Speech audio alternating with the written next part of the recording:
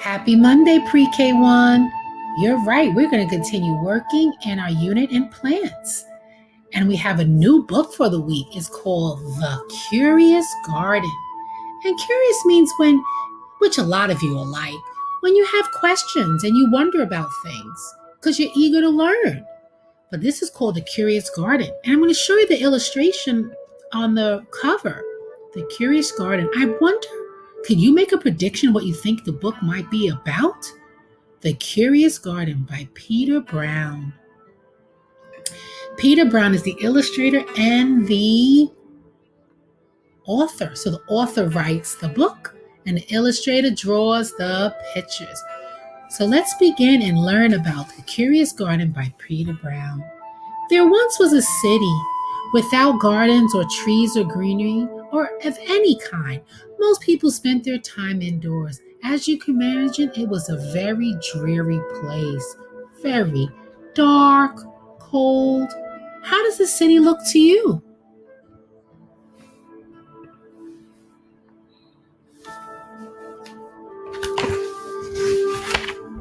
However, there was one boy who loved being outside. Even on drizzly days while everyone else stayed inside, you could always find Liam happily splashing through his neighborhood. It was on one such morning that Liam made several surprising discoveries. He was wandering around the old railway as he did from time to time when he stumbled upon a dark stairway leading up to the tracks. The railway had stopped working ages ago, and since Liam had always wanted to explore the tracks, there was one thing for this curious boy to do. Liam ran up the stairs, pushed open the door, and stepped out onto the railway. The first thing he saw was a lonely patch of color. Do you see it too?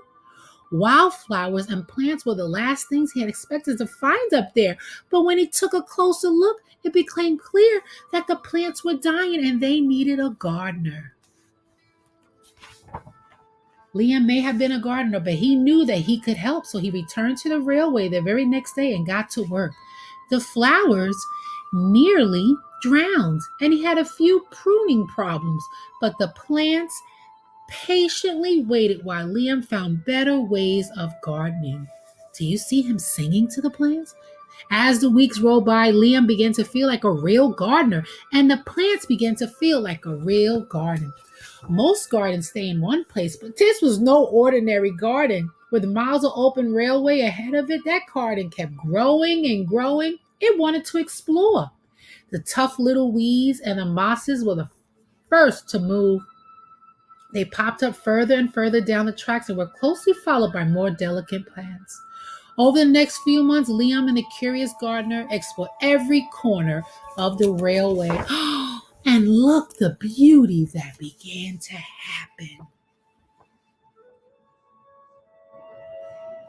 Look around how things are changing in the city. After spending his spring and summer and autumn with the garden, Liam's time on the railway was finally interrupted by winter. Heavy blankets of snow fell on the city that season, and for the first time since he became a gardener, Liam could not visit the plants. Rather than waste his time winter worrying about the garden, Liam spent it preparing for spring. After 3 cold months, the snow finally began to melt, and Liam rolled his new gardening gear over to the railway. Winter had taken a toll on the garden, but thanks to Liam's planning, his handy new tools, and a little help from the sun, the plants soon awoke from their winter sleep. The garden has always wanted to explore the rest of the city, and that spring was finally ready to make its move. Once again, the tough little weeds and mosses said at first, they popped up further and further down the railway and were closely followed by the more delicate plants. The garden was especially curious about old, forgotten things. Few plants popped up where they didn't belong, and other mysteriously popped up all at once. But most the surprising thing popped up were their new gardeners all around the city. They started to plant all around the city. Do you think if the people in the city felt different after there were more gardens and plants in the city? Would you? How do you feel when you see lots of plants and gardens?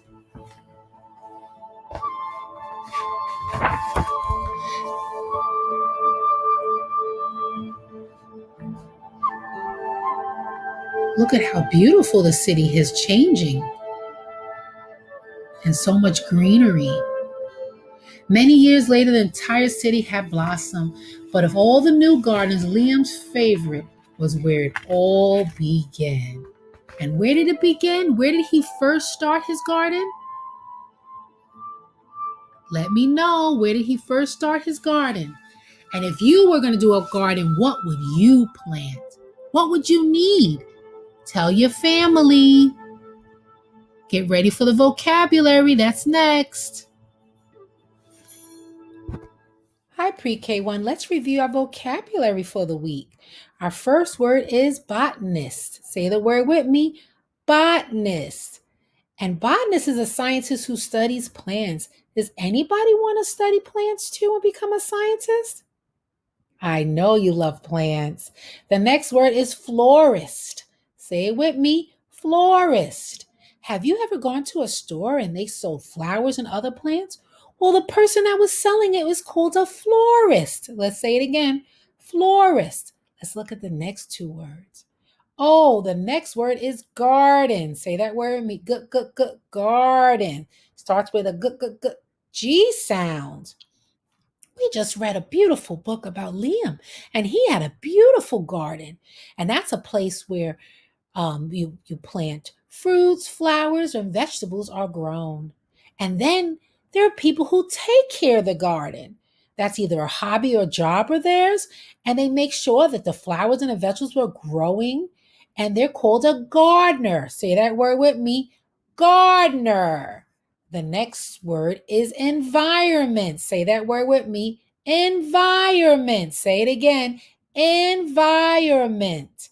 And that's everything that's around us, such as people, animals, air, land, and water. The environment is what everything around us. Environment. Say it again. Environment. The last word is greenhouse. Say it with me. Greenhouse.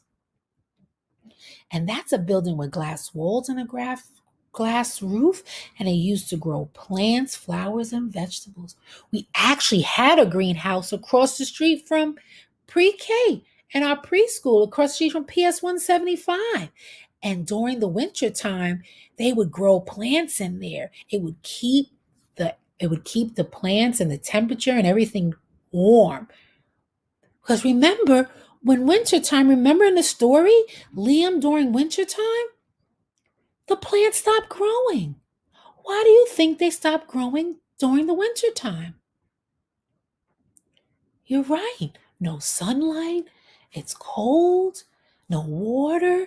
Yeah, all of that stuff started to affect them. And the warmth. Yes. So some of us in some places have greenhouses even during the summertime and even during the wintertime to help with growing plants, flowers, and vegetables. Let's go through them one more time. Say with me, botanist, botanist, florist, florist, garden, garden, gardener, gardener, environment, environment, and greenhouse, greenhouse. Great job, pre-K1. See you soon. See you tomorrow.